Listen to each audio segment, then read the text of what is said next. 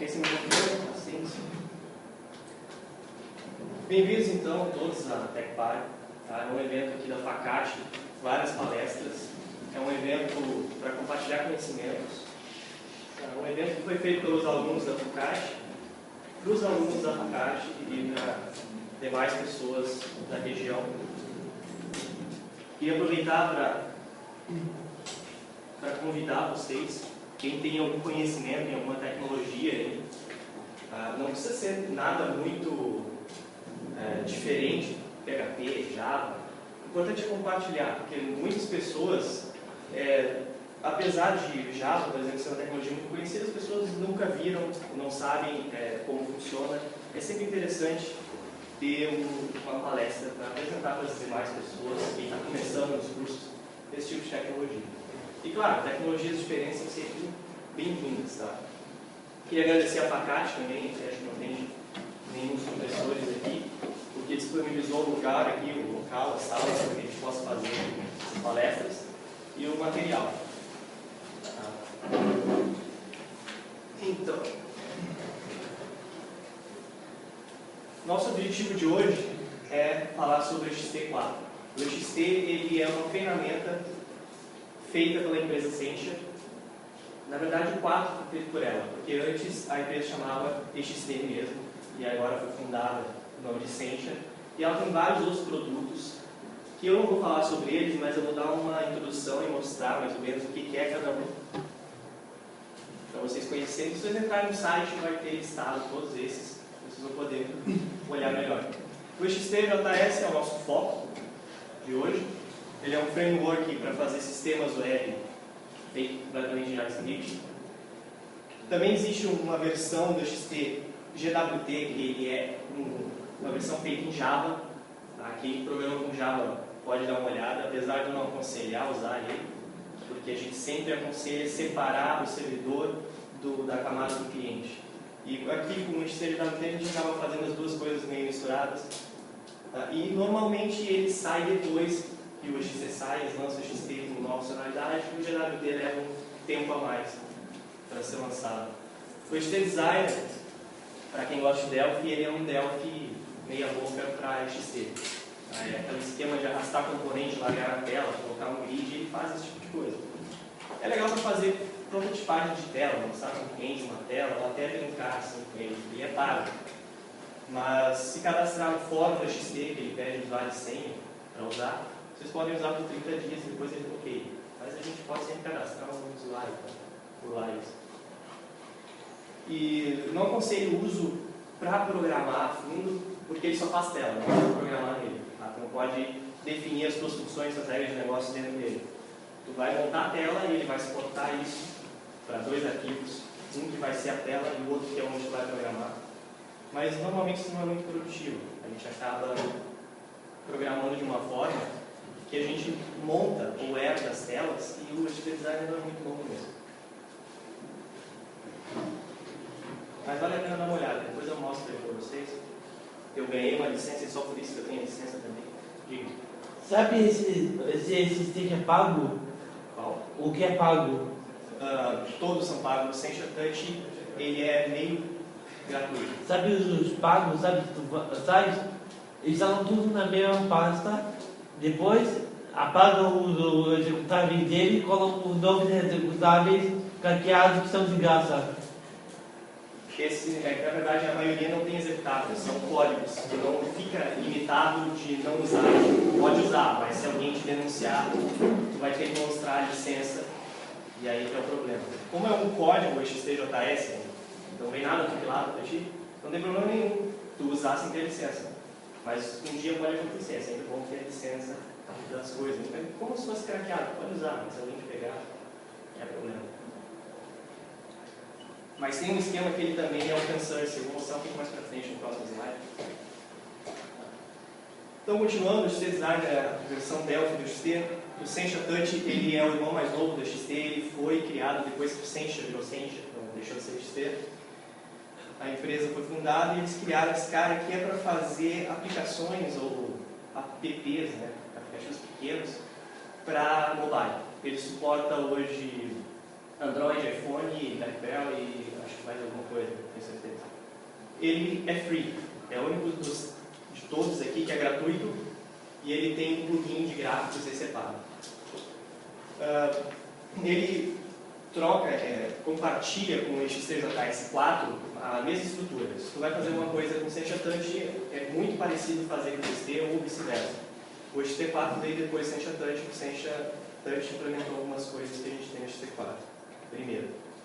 O Sencha Animator ele é um flash do Sencha, só que ele faz algumas coisas bem simples. Dá uma animaçãozinha pequena, dá o texto aqui para cá, mudar cor e fazer transições, ele faz. Coisas simples, principalmente para animações com dispositivos tipo iPhone e iPad que não tem flash. Né? E agora eu não lembro se ele é pago, eu não vou mentir com vocês, eu não sei. Ele é bem meia boca, mas dá para baixar e testar, é bacaninho. E o Sencha.io é um serviço de nuvem da Sencha que serve para o Sencha Touch, que tu manda uma imagem para eles e tu pede a imagem do tamanho que tu quer e ele já está naquele tamanho. Se tu vai abrir um Android com uma resolução maior ou menor, ele adapta para ti, evita consumo de banda ou tu ter que ficar fazendo vários tamanhos de imagem. São esses os produtos, mas o nosso foco hoje é o XT4, que é um framework para desenvolvimento de sistemas web. Tá? Muita gente pergunta, dá para fazer site? Dá, mas é completamente inaconselhável, porque ele é muito grande. Tá? Um usuário espera carregar um sistema, mas no site não tem como. Ele pesa entre 1 e 2 MB, depende do tamanho, como tu vai programar, como tu vai fazer ele. E isso para um site é bem complicado. Tá? Mas antes eu queria me apresentar. Meu nome é Rodrigo Camilo Nascimento, quem me conhece. Eu tenho mais ou menos 23 anos e eu trabalho com PC desde 2007, mais ou menos quando eu entrei aqui na Facate, quando comecei aqui. Eu trabalho na CAD Software, uma empresa que eu fundei com um amigo meu que estuda aqui também, que estudava, agora mora em Belo Horizonte. E quem quiser, precisar de um contato meu, tem um domínio que eu criei há pouco tempo, que é rodrigoK.com.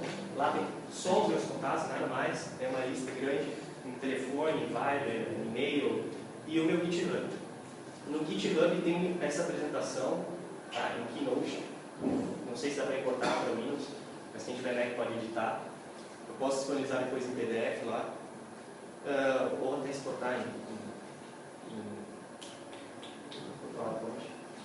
O ponto .com está obsoleto, o .co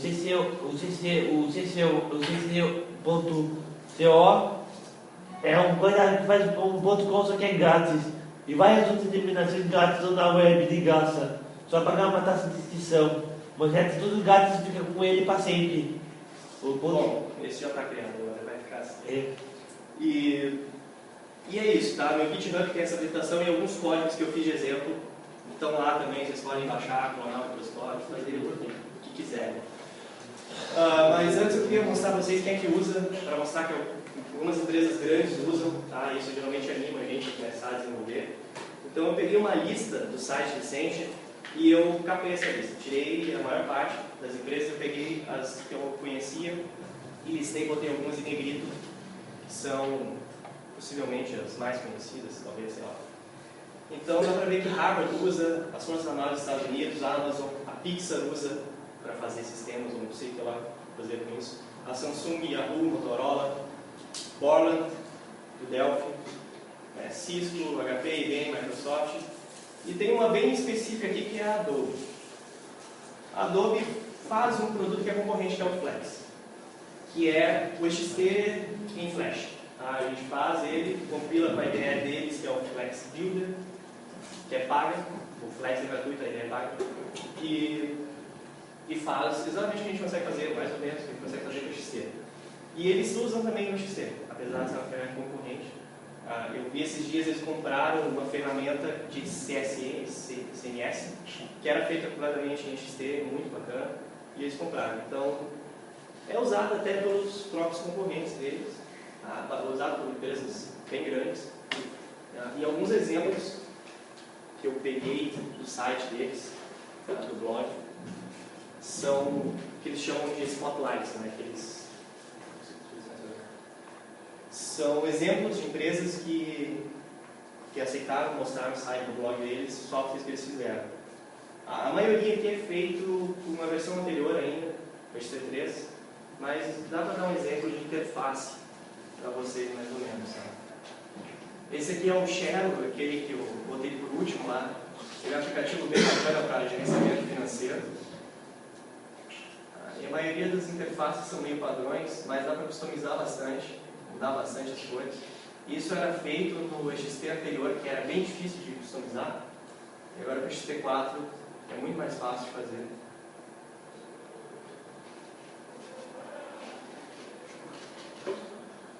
E aonde?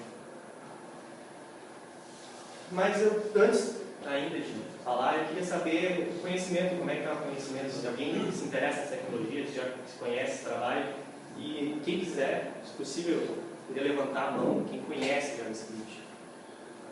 Quem conhecer, sim, eu reconheço que esse código é JavaScript, né? Não mexi, tenho noção do que é.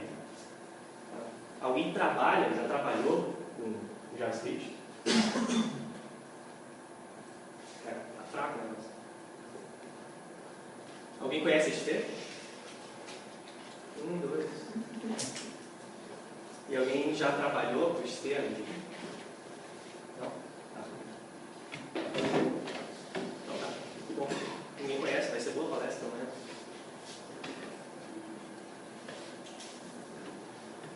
Antes, o framework. Hoje ele tem mais ou menos 1 milhão de desenvolvedores, acho que deve ter bem mais, faz tempo que essa pesquisa foi feita. É bastante gente que disponibiliza material na internet, bastante blog, fórum é bem movimentado, tanto o nacional quanto o internacional. Ele é um framework para desenvolvimento de aplicações ricas para a internet, com interfaces mais profissionais, com componentes mais profissionais. Ele tem hoje, indiscutivelmente, ele é o framework de JavaScript com os melhores componentes. É o melhor framework para fazer aplicações web, framework de JavaScript. Não estou comparando com nenhum outro tipo, como Flex. Ele é completamente feito em JavaScript HTML5, não precisa de plugin, ele funciona em qualquer browser. E funciona em touch, mas com extension touch é melhor, obviamente.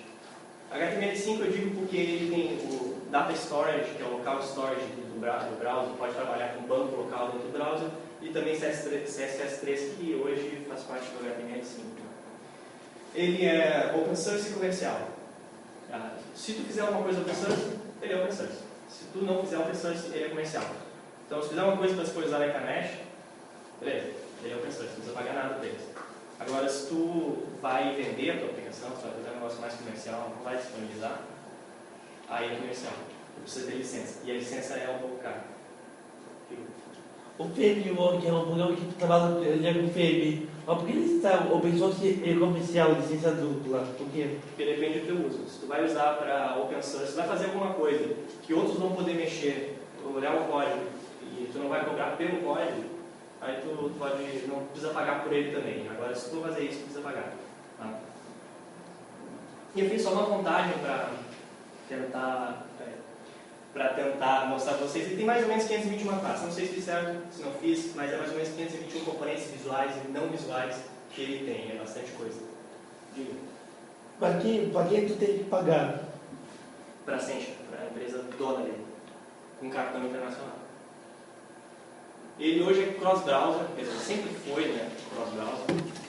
Segundo a Accenture, ele funciona muito bem no Internet Explorer 6 em diante, Firefox 3.6 em diante, Safari 3, Chrome 6 e Opera 10. Eu tentei botar os mais atuais, mas o Firefox já está no 7, o Chrome no 14, o negócio não é rápido.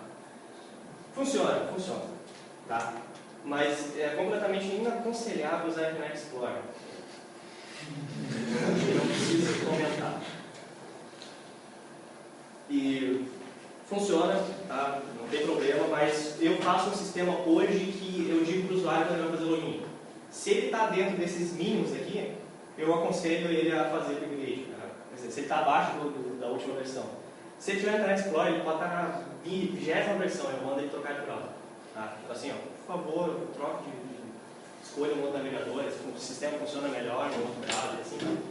Porque Internet Explorer é sempre dor de cabeça, mais que os melhores. Os melhores para se usar sistemas web, qualquer sistema web, seja o Gmail, o Firefox e o Chrome, são os que têm a melhor performance hoje. O Safari também. O Opera não sei, porque eu nunca comparei muito bem. Mas geralmente eu deixo usar esses aqui. No Internet Explorer, ou eu não deixo, se eu posso, ou eu aconselho o cara a não usar. O HTML é sandbox. O que isso quer dizer? Ele funciona em qualquer coisa. Até a versão 3 ele não funcionava muito bem com outras versões anteriores dele, nem com outros frameworks tipo jQuery, Yui, Prototype, etc. Por quê? Porque tu pega uma function, por exemplo, e em JavaScript tu consegue adicionar funções à function. Eu não quero que minha function seja só uma function, eu quero que eu possa dar um ponto, minha function ponto, e fazer uma função com a minha function. Eu posso mudar primitivas, não são bem primitivas, mas enfim, eu posso mudar esses string, number, eu posso adicionar funcionalidades. E o HTTP fazia isso, assim como o jQuery, Yui, muitos fazem. E o HTTP4 não faz mais, então ele funciona completamente compatível com a versão anterior dele ou com qualquer outro framework. Ele é um pouco mais difícil de programar com o HTTP4 quando tu precisa fazer algum método que antes era direto na string, por exemplo, agora tu precisa fazer uma função. Mas isso permite que tu faça o que quiser, com o que ele quiser. Certo? E uma curiosidade, o HTTP veio do Yui, do Yahoo User, sei lá, Interface. Isso, exato. Ele era uma extensão do Yui e aí foi indo, se criou, daí depois teve adaptadores para jQuery, Prototype, e aí depois ele assumiu que era ele mesmo e foi. Não precisa mais desse cara, mas ele precisava funcionar. Internacionalização. Funciona. Se vocês pegarem o XT e colocarem o arquivo de internacionalização dele brasileiro, português brasileiro lá, tudo vai ficar português brasileiro. Tudo que é do framework. O botão de alerta que tem yes, no, vai ficar sim e não. Tá? Vocês têm um grid que vocês clicam no menu, na coluna, e aí tem ordenar ascendente, descendente, que ele vai traduzir. Tudo que é do framework, ele traduz. Certo?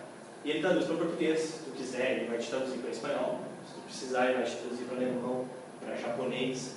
Tá? E, sei lá, ele tem mais 41 línguas, são 46. Tem uns, esqueci todos.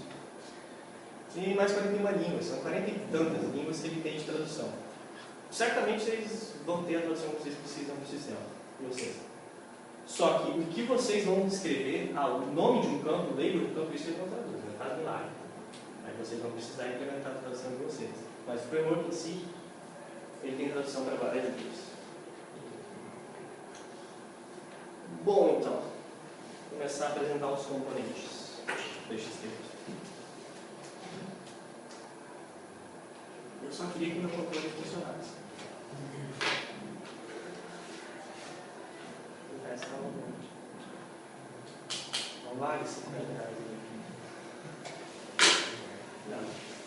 Então, componentes. O HTML tem vários. Eu listei alguns aqui que eu fui tirando de cabeça. Formulário, grid, data view, árvore, campo, texto, campo de texto, de número, de data, checkbox, readbox, combox, toolbar. Ele não usa nenhum componente nativo. Tá? Se você tem um readbox no browser, tem, mas ele faz um. Tá? Ele não usa nativo. Ele faz um e implementa funções dele. Combox tem, mas ele faz um dele, com as funções dele. Tá? Toolbar, button, window, picker, que é o calendário, slider, menu, tab panel, vários e vários componentes. Eu listei alguns só para encher a tela.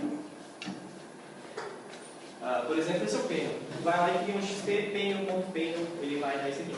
Você bota uma altura, uma largura, isso aqui é o PNXT design. Serve para alguma coisa.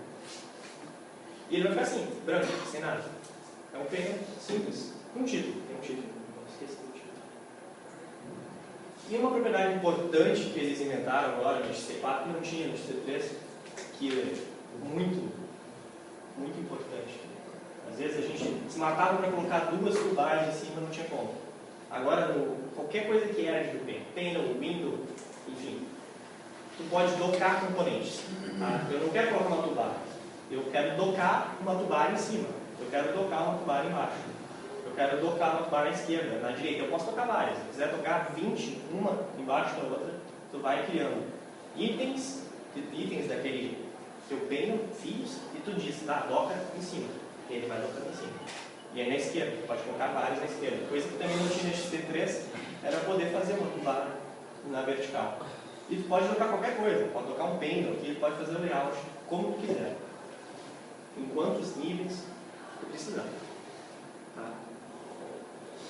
Isso funciona para o Windows também. E a Windows também tem umas propriedades bacanas. Tu pode colocar o header lá, o título dele embaixo, né? Na esquerda, na direita.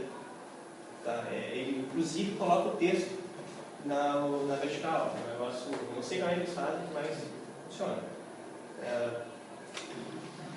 E tem uma propriedade também na Windows que pode definir, que eu quero que minha Windows seja constante, ela só vai ficar no pai, não sai dali, ela não vai ficar flutuando na tela. Esta aqui, se eu mover, ela não sai de dentro do pai. A de baixo é só o header, só o título dela fica constante. Isso é bacana dependendo do jeito que tu vai fazer a tua aplicação. Eu quero fazer minha aplicação com um menu aqui do lado, vai abrir abas ali da esquerda, da direita, e cada aba vai ser um módulo. E aí esse módulo é um grid, eu vou clicar no item, ele vai abrir uma janela, mas aí a janela vai bloquear toda a minha aplicação, eu não quero isso. Aí tu bota a tua janela para ficar dentro só do teu grid, só daquela aba. Pode colocar de aba, vai ter uma outra janela da outra aba. Pode limitar aonde aquela janela vai poder andar, né? Vai ficar em cima.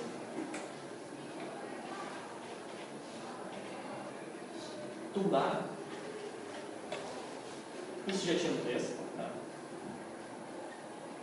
Ele tem vários layouts de toolbars. Define uma toolbar, vai colocando itens, define separadores. Esses itens que tem setinha, tem menus dentro, se tu clica, ele abre os menuzinhos e vai indo. E para definir o separador, tu define só entre aspas um tracinho, ele bota o separador para ti. Se tu quer botar um espaço, entre aspas um espaço. E se tu quer alinhar daqui em diante para a direita, aqui, fica isso para cá, com espaço, o resto alinhado lá, bota uma setinha para a direita, menos, maior que esse, como um item entre esse item e esse, e o resto vai ficar para lá. Então ele tem alguns furinhos, não claro. Funciona legal. Tu pode fazer grupos, isso aqui é um grupo com 3 itens normalzinho, sem título, sem nada, e um outro grupo lá, vai manipulando do jeito que quer. Tu pode colocar título, agrupar. Isso aqui fica parecido com aquele, é fácil, Ribbon do Office. Tu tem o teu título, o que é aquele teu menu, e aí tu tem teus botões dentro, cada botão abre um menu, e aí vai dar uma bagunça.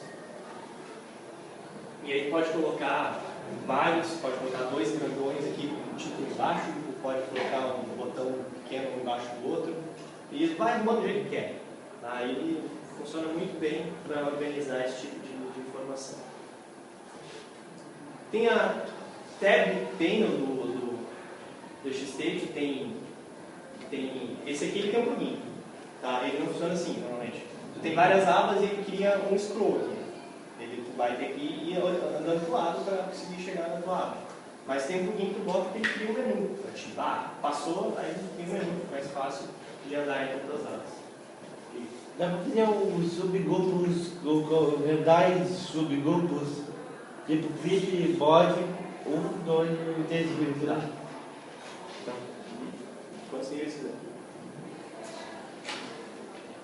Pelos componentes que eu acho que possivelmente é um dos melhores, a gente tem um grid. O grid melhorou bastante desde a versão 3 e hoje ele tem uma performance bem aceitável. O que é um grid que está agrupado, tá? Não é um grid normalzinho, a gente já tem os grupos, ele tem somatório, pode colocar um plugin para somar os itens do teu grupo, isso é bacana, cara, eu quero saber, eu quero agrupar por data, me diga quanto é que deu naquele mês. Porque cliente geralmente é meio chato, ele quer um monte de coisa que a gente não quer fazer. Mas aí ele deixa a gente fazer do jeito que a gente quiser. Se tu quiser, não dá para fazer aqui porque meu grid é paginado. Nem todos os dados estão aqui. Ele deixa buscar nos servidores. É bem customizado, tem muitas opções. E o grid tem uma performance muito boa. Tem vários tipos de grid. Você tem um grid, na verdade, vários tipos não, é um grid só. Só pode configurar em várias formas. Que é um grid que o cara customizou e tem as colunas em cima e embaixo e ele vazou uma linha reta que tem a descrição. E aí tu pode dar um show preview, que é essa descrição, ou tirar. É um grid normal, se o cara quiser ver mais dados, ele clica no botão e vai mostrar os dados a mais que tem daquele item. Foi. O agrupamento que ele faz aqui, cara, faz agrupamento baseado na consulta no grupo by do select. Não, tu faz o select qualquer.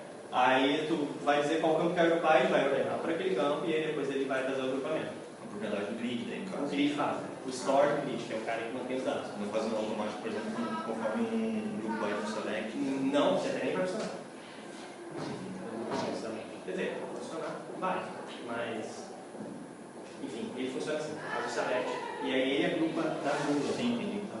Até porque tu muda na hora, e também poderia mudar no scan, mas não precisa fazer isso no scan. Tu pode clicar no, eu quero agrupar por data, clica ali na data, curvar para esse campo, ele abriu para o campo. Aí ele ordena, ele abriu. Esse cara aqui, o grid. Tem um grid que veio novo, que é o Infinity Grid, que tu não tem mais paginação, aquele cara vai clicando pro lado, assim, tu vai indo para baixo e aí ele chega a ver que falta 10 registros para acabar o grid e ele começa a carregar mais. E aí o cara vai indo mais para baixo, a falta chegou tanto, ele carrega, ele faz isso automático. Chegou no ponto, precisa de mais registros, então o cara vai continuar subindo e vai acabar. E ele vai carregando para ti, o grid não acaba. E esse aqui, ó, esse aqui é um plugin, Row Editor, para o XT, para o grid. Tu pode editar teu grid como tu quiser. Aqui é um grid que está com listras, né? É uma propriedade simples. E aí tu pode dizer que ele é um editor grid, esse é um grid separado.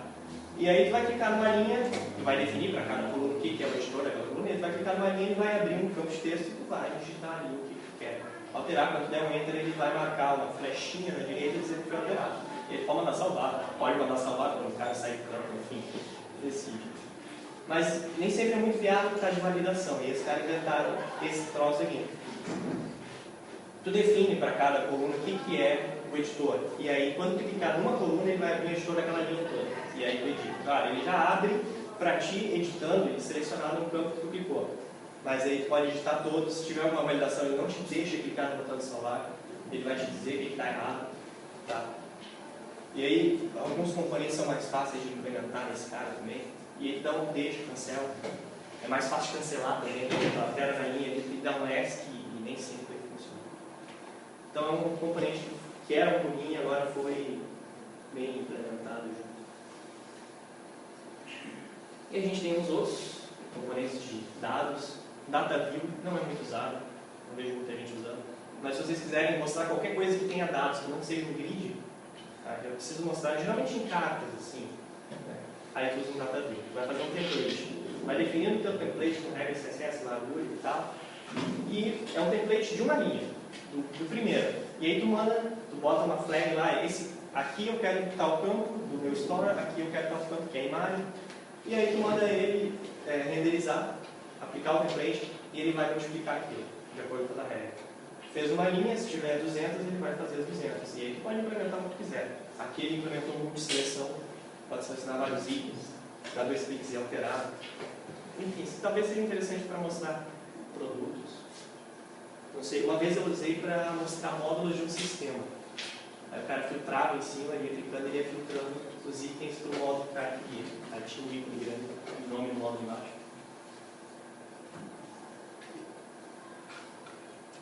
Triview, não podia faltar. Já tem nativo, eu acho. Tem nativo, nem sabe. Não sei. Mas, bom, ele faz o triview dele, que é muito bem customizado. Tem muita gente que faz o menu. Aqueles menus que tem na esquerda, tem módulos que tem sub-itens, os caras fazem com o meu, é com triview. Mas o meu é triview mesmo, não é customizado. E ele pode customizar que não parece triview, parece que é um menu, que é qualquer outra coisa menos uma árvore. Aí pode customizar bem tem um plugin ou uma propriedade, que é uma propriedade que seta lá e ele já coloca checkbox, quer marcar os caras, os itens, e aí depois tu manda fazer alguma coisa com aqueles itens, deletar, não sei. Tem vários exemplos no site do XT, na documentação, que eu vou falar mais pra frente também. E esses exemplos têm algumas coisas interessantes, tipo, quero fazer drag and drop entre árvores. Eu tenho uma árvore aqui que são os meus produtos entre categorias, eu quero fazer para outra árvore, aí tu vai mexendo, ou entre a própria árvore. Vai fazer bastante coisa com as árvores. Formulário, também um dos componentes mais legais do XT. Hoje, ele é independente de layout. Eu quero definir que o meu form vai ter um campo do lado do outro, um abaixo do outro, ou... Eu vou falar mais de layouts para frente, e todos esses layouts são aplicáveis aqui. Cada campo é um componente filho. Antes não, o campo era um campo do form. Ele só funcionava como form, num sentido só, e ele tinha que fazer umas gambiarras tremendas para poder colocar um campo do lado do outro, por exemplo. Eu fiz tudo, disponibilizei no meu blog, para a galera usar, que era punk o negócio, mas agora tu pode fazer como quiser. Inventou moda, funciona o layout, dá para fazer. E aí tu coloca o teu campo um do lado do outro, com um label em cima, do lado, não sei, bota um tab no meio, e aí coloca mais campos ali, não interessa, desde que esteja dentro do componente form, no final dá um submit nesse form e manda todos os campos que estão ali juntinho. E a validação, cara, ele faz também? Calma lá. Vou falar ainda. E umas coisas, mas ordenar campo é o primeiro. O mais legal é a validação.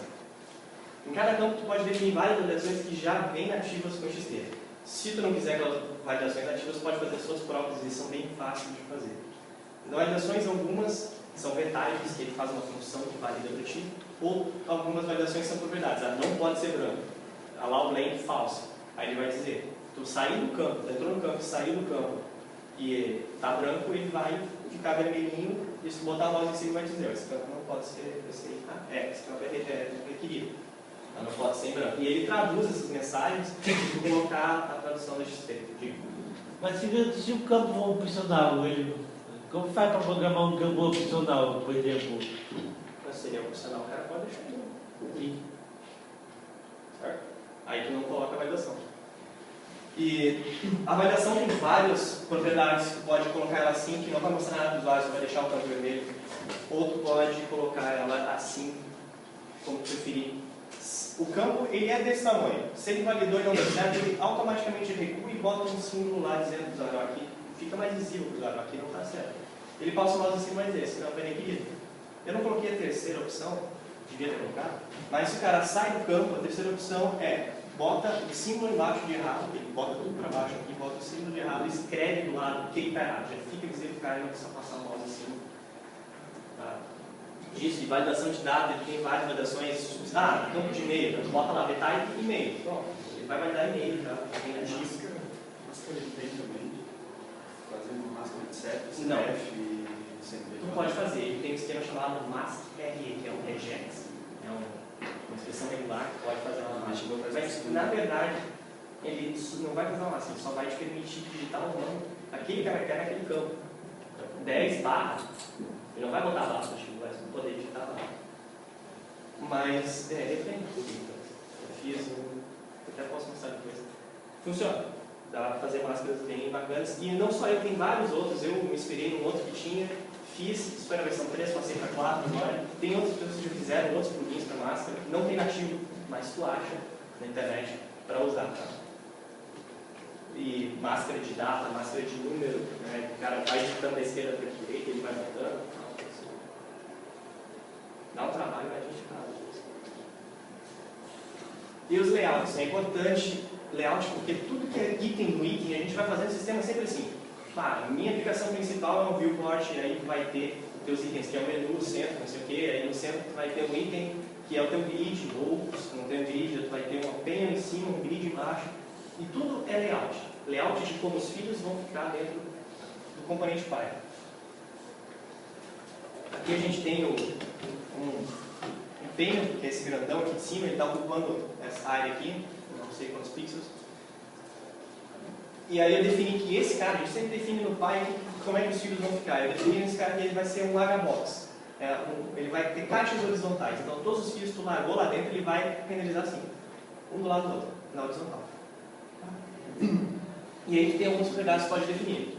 Eu quero que esses caras fiquem centralizados. Aqui eles estão spread, eles estão tamanho total. Mas botar a altura para esse cara aqui de 100, ele vai ficar desse tamanho. E aí tu pode dizer, quero que fique centralizado embaixo, em cima. Aí tu pode fazer um tamanho para cada um. Ou tu pode colocar uma propriedade também junto no Py, além de dizer que ele vai ser HBox, tu diz que o alinhamento vai ser stretch. E aí ele bota todos ocupando, que para mim é a melhor opção, todos ocupando todo o tamanho daquele grid. E aí ele faz a distribuição da seguinte maneira, que isso é o mais legal dessa distribuição horizontal ou vertical, do negócio de flex, é que tu pode definir para cada item uma flexibilidade, ou não. Se tu não definir, padrão é 0. E aí tu pode definir uma largura. Esse cara tem 100. Então os demais não têm largura, eles têm flex.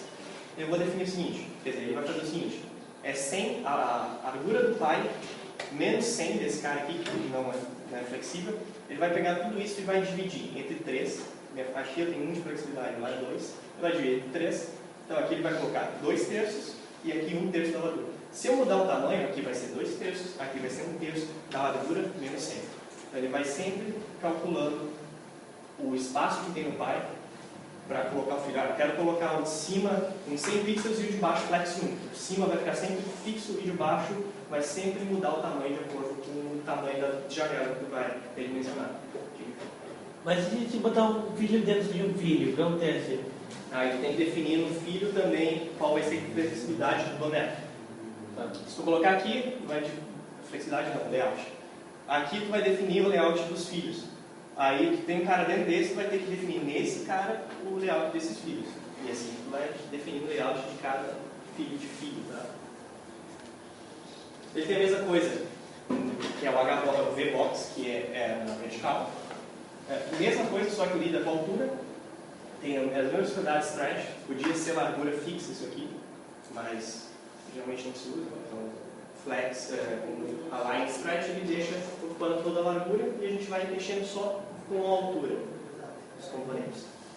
Tem um layout que não é muito usado, nunca vi ser usado, pelo menos é o table. Para quem já trabalhou com tabela em HTML, é a mesma coisa. Vai definindo spans, ele pode passar o tamanho da...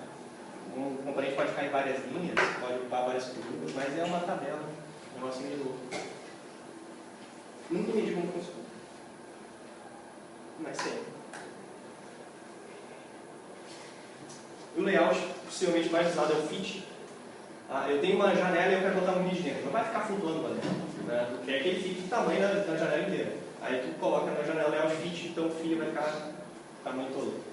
É muito mais fácil colocar um HBox, aí tu coloca stretch nele para ele ficar toda a largura e vai no filho, bota flex, para ele ficar toda a altura. Não, tu bota o layout fit, ele vai pegar o primeiro filho e vai ocupar todo o espaço. Muito mais simples, tu mudar o tamanho, ele vai mudar o tamanho do filho também para ficar sempre do mesmo tamanho. E se tiver mais de um item, só o primeiro vai ficar visível.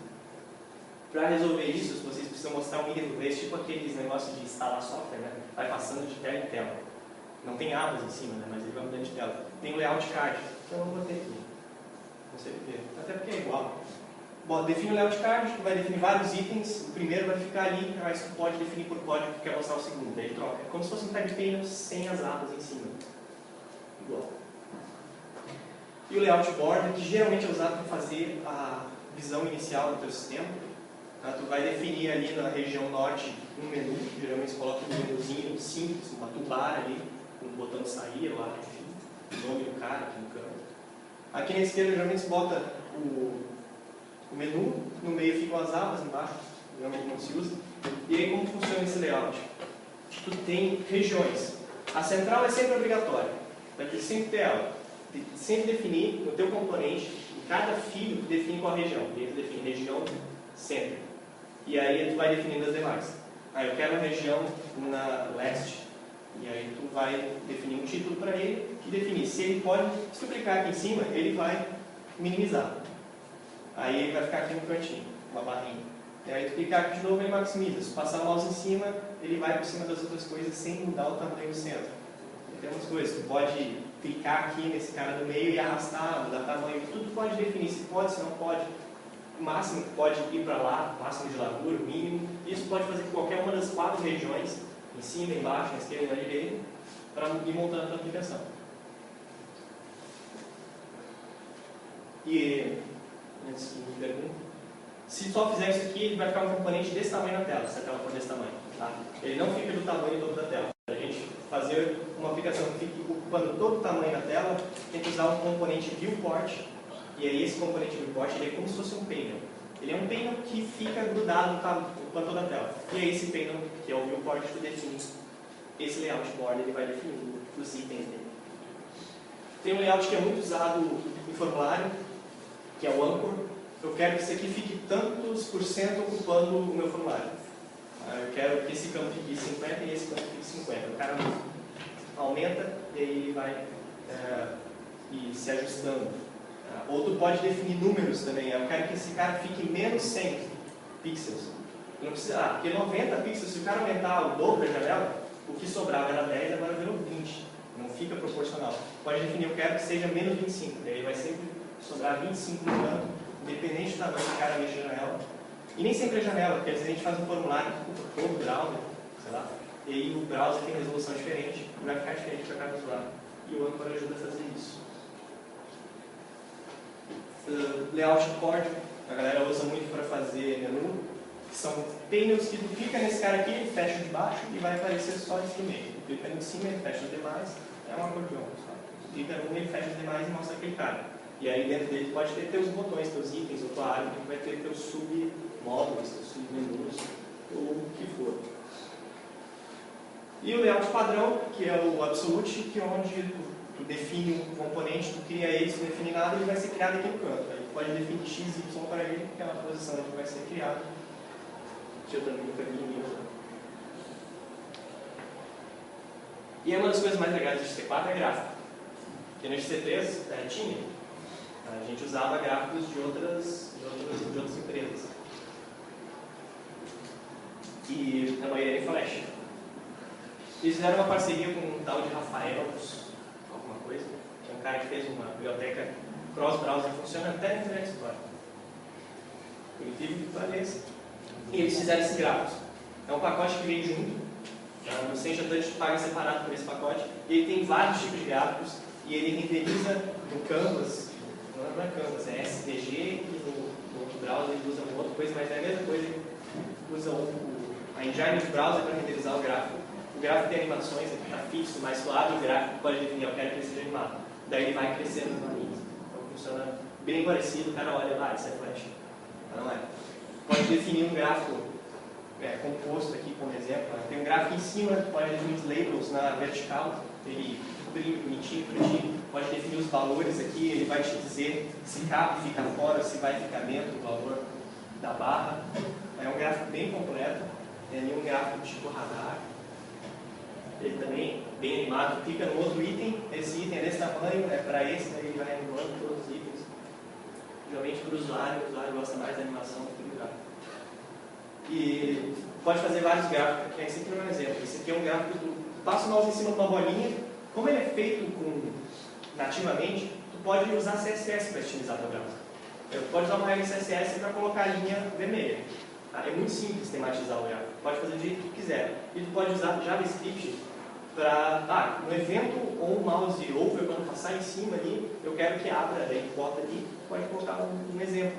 Um resumo daquele item. Aí o cara colocou um gráficozinho de pizza e um gridzinho do lado botando um resumo daquele item. Nem sei o que é esse item. Acho que é uma coisa por mês e aí bota produtos por mês. Pode fazer gráficos compostos, pode colocar quantos gráficos quiser um em cima do outro. E aqui, cada gráfico está mostrando, acho que uma informação um pouco diferente. E ele também se anima um entre o outro e, enfim, eles vão se montando. Aqui são 3 tipos. Tem um tipo de bolinha aqui, que é só marcação, tem um de linha e tem um de barra, tudo num gráfico só. Um tipo radar, tem o de pizza também, eu botei aqui, tem vários tipos. Se vocês entrarem no site do Sencha, é o melhor que vocês fazem para olhar os exemplos, tem muito mais do que eu postei aqui. E são animados, né? Se mostrar para o chefe, é melhor mostrar no site. Aqui também um de radar, vários itens no simulador, não sei muito bem como funciona esse item, mas funciona. E junto com isso, eles implementaram uma biblioteca de desenho. Obviamente, essa biblioteca de desenho tem desenho gráfico. Mas você pode usar ela para desenhar o que quiser. Isso aqui é eu acho que já tinha lá no site do Rafael, o cara que inventou a ferramenta. O cara fez isso aí com o código JavaScript. É um array contendo coordenadas, o cara vai pintando, isso aí é renderizado no browser sem nenhum plugin. E se o cara quiser, dá para animar também. Eles têm alguns exemplos de desenho. Eles desenharam alguns logos do Sencha, do Safari, pode ir nas abas ali, e pode ver o código, como é que eles fizeram os desenhos, gradientes e tal. Pode desenhar o que tu precisar ali. Bom, então, os componentes, era isso. Mais assim, como é que funciona o XT? Como é que a gente programa? Dificilmente, quer dizer, eu já vi muita gente que faz o seguinte, que nem tu faz com HTML. Tu pega teu código HTML e subir teu PHP. Tu faz um for no PHP e mete um HTML no meio, vai dando um eco lá e ele vai montando a tabela. Normalmente as pessoas fazem assim. Quem não usa Smart, enfim, com o XT a gente evita fazer isso. Quem faz isso é o time. Não pode, não se mistura código. Faz a tua aplicação toda, monta o teu servidor, é completamente separado. Se tu precisar mudar de PHP para Java, tu muda.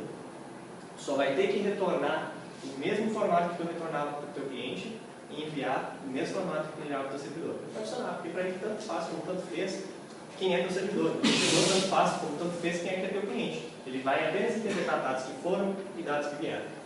Assim, a gente usa Ajax. Antes do Ajax isso não dava. Bem que o Ajax é bem antigo, mas a galera não usava.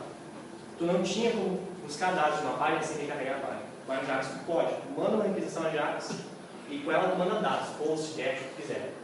E aí o teu servidor vai processar isso e retornar alguma coisa. O que a gente faz é definir. O cara vai enviar dados para post, get ou rest, que é um novo esquema que tu manda. Ao invés de post, get, tu manda post, get. Mas tu manda mais alguns tipos e esse tipo informa o que tu vai fazer. Se vai deletar, inserir ou alguma coisa.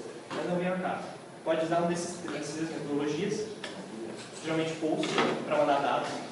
E aí, do teu PHP, tu lê teu array de post lá, um dos itens possivelmente vai ser o que tu quer fazer, qual tabela tu quer fazer. Aí tu vai, tabela tal, inserir registro. E tu manda mais um array de dados que tu quer inserir, e ele vai te retornar para o XML ou JSON. Beleza, inseriu. Aí tu tem que padronizar isso. Eu quero retornar success true toda vez que funcionar, success false toda vez que errar. Ou quando eu quero mandar listar, vai retornar success true e a lista de dados para mim. E aí success true, beleza. Mostra o usuário e os dados. Success false, deu problema. Mostra para o usuário. Assim, tu não precisa chamar uma função diretamente, tu vai mapear essa função no teu cliente chama uma URL, passa dados, e o servidor processa isso e retorna em JSON ou XML. Muita gente usa XML ainda, mas eu aconselho, se vocês forem começar a fazer, a usar JSON. XML mais que não precisa integrar com alguma coisa, você já é XML. XML, não gosto. Ele é muito poluído. O JSON ele é muito mais simples de ver, e principalmente nos browsers como o Firefox, tu consegue ver o JSON em árvore.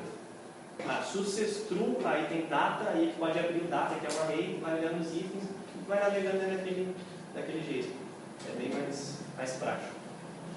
E todas as linguagens hoje tem como converter teus dados para JSON ou voltar eles de JSON para dados, e vai bem simples. Hoje eu faço usando isso. Eu faço filtros dinâmicos usando JSON, eu pego tudo que eu preciso, quais são os campos, tabelas, itens, condições, monto tudo no JSON, mando PHP, o PHP descompacta aquilo lá, para não ficar mandando parâmetros separados, itens de post, eu mando um post só com todos os dados. O PHP pega aquela variável, transforma nos meus dados e aí eu começo a ler e montar o que eu preciso. É muito mais limpo, muito mais fácil de programar. E é assim que se programa. Não tem outra forma de se programar com dados no XT. Por quê? Porque a gente entra no pacote de dados. Com o XT4, o pacote de dados ficou um pouco mais complexo. É muito legal para lembrar. A gente tem o Store. É o cara que mantém os dados que já existia. A maioria já existia no XT3. O Store é quem tem os dados. O Proxy é como é que tu vai pegar esses teus dados. Tá? O teu leitor e quem vai ler teu dado e quem vai escrever. Para o teu reader, tu tem um JSON reader, ele vai ler em JSON. Aí para o teu post vai ter um RESTful, tá? Ele vai gravar mandando em RESTful. Quando fizer um insert, ele vai mandar uma função insert. Ou não. Vai definir regras, ele tem vários tipos de leitores e escritores para ti. E esse é o teu proxy, que vai definir como vai comunicar com o servidor. O model, ele é nada mais do que uma cópia da tua tabela. A minha tabela tem tais campos, tu vai escrever isso em JavaScript para que ele saiba qual campo e qual tipo. Tá? Dá para buscar isso dinamicamente. Se conseguir acessar os metadados do banco, montar os módulos dinamicamente. Mas geralmente é isso. O cara não faz isso, o cara tem que definir quais são os campos, qual tipo. Se tem validação aquele campo,